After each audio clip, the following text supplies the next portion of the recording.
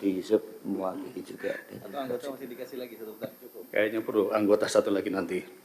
Terima kasih pimpinan, Mas Nusron yang saya hormati, rekan seguru dan seilmu, Pak Wamen, Bapak Ibu semua. Saya pikir ini menjadi sebuah pencerahan bagi kita semua, karena selama ini kita hanya mengikuti di media massa. Kita mengikuti apa yang terjadi di Komisi 4 kemarin, ribut-ribut, dan tentu kami mengatakan ini akan sampai pula ke Komisi 2. Dan setelah penjelasan tadi, kita mulai melihat benang merahnya. Kalau saya perhatikan, benang merah ini berasal dari usulan desa. Dan saat ini kepala desa itu sudah dipanggil kejaksaan, kalau saya tidak salah ya, terutama yang Kohot. Agak unik ini, karena desa Kohot ini hampir mayoritas 263 bidang, 390 hektar ada di situ. Di desa lain malah tidak ada, hanya ada mungkin satu desa yang 3 bidang gitu ya. Nah, pertanyaan saya yang terbesar adalah kenapa desa Kohot? Kenapa harus di situ yang paling banyak? Padahal kalau kita lihat perluasan PSN tadi malah tidak ada sama sekali. Lalu kenapa pemerintah daerah, terutama dalam hal ini adalah Kabupaten Tangerang, dengan mudah membuat RT RW ataupun tata ruangnya tanpa melakukan pemantauan secara khusus? Saya mengapresiasi yang disampaikan Mas Menteri tadi, bahwa ini ada oknum ATR yang bersalah dan sudah dilakukan penindakan. Saya pikir ini sangat bagus karena jadi tidak melebar kemana-mana. Kita tahu bahwa usulan-usulan di bawah sekian ribu meter itu adalah di level kantah. Artinya ini sudah diselesaikan, oknum-oknum itu harus ditindak. Tentu harus melalui proses jalur hukum. Nah, tetapi sekali lagi, saya masih bingung, Pak Nusron ya, kenapa desa Kohot paling banyak dibanding dengan desa lain? Ya, bahkan saya dengar katanya kepala desanya naik Rubicon. Kami aja belum tentu kebeli di sini. Jadi ini menandakan bahwa ada permainan antara pengembang atau pengusaha dengan wilayah-wilayah tertentu yang dimudahkan. Dan uniknya ini Kabupaten Tangerang ini cukup banyak. Di Jawa Barat, di Bekasi, saya dengar kemarin beritanya, itu oleh pemerintah provinsi ditolak penggunaan KPPRL itu ya, itu ditolak padahal sudah mengajukan berkali-kali.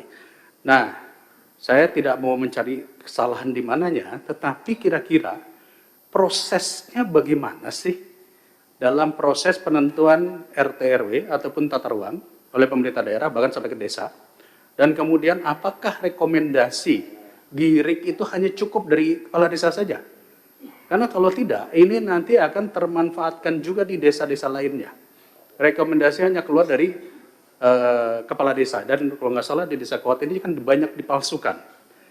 Nah, proses pengusulan menjadi GIRIK dan sertifikat lahan.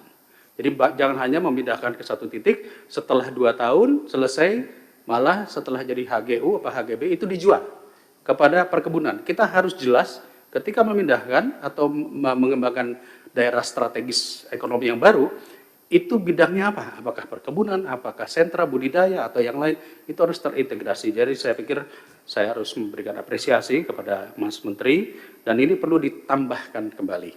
30% untuk HGU yang perpanjangan saya sangat setuju sekali, sepakat sekali, dan plasma harus dihidupkan. Dan yang terakhir mungkin saya harus menyampaikan, Mas Nusron, tadi ada kawan yang sudah menyampaikan, perlu penguatan hukum, penegakan hukum.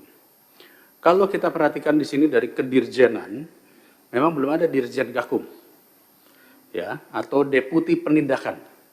Dulu ketika saya di Komisi 9, saya pernah mengusulkan agar Badan POM itu punya deputi penindakan.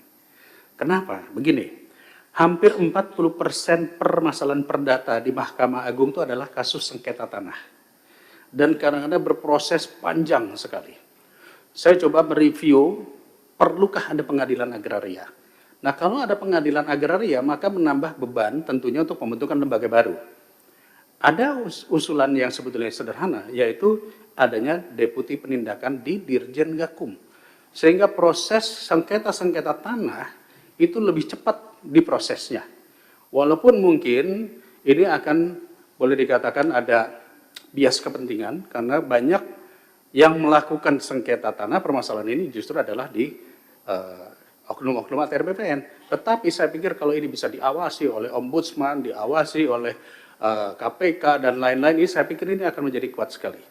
Jadi ini harapan saya, Mas Nusron, bahwa permasalahan ini benar-benar kita kawal jangan sampai terulang lagi. Dan apa yang sudah dilakukan saat ini adalah HGB itu dicabut. Tolong diperiksa lagi, masih ada lagi nggak di tempat lain? Mungkin di belahan wilayah yang mana? Dan menurut saya ini menjadi hal isu yang penting karena salah satu penggunaan sertifikat HGB itu adalah untuk minjem uang ke bank. Dan kita tahu banyak yang memiliki HGB ribuan hektar yang mungkin tadi belum tentu dikerjakan, hanya ditaruh di perbankan. Jadi boleh saja nanti silakan dengan Komisi 11 kita nanti melakukan diskusi unik terkait masalah equity tadi, ya.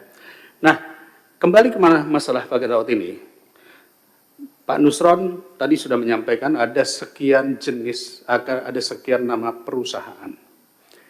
Apakah perusahaan-perusahaan ini sudah pernah dipanggil untuk ditanyai secara langsung?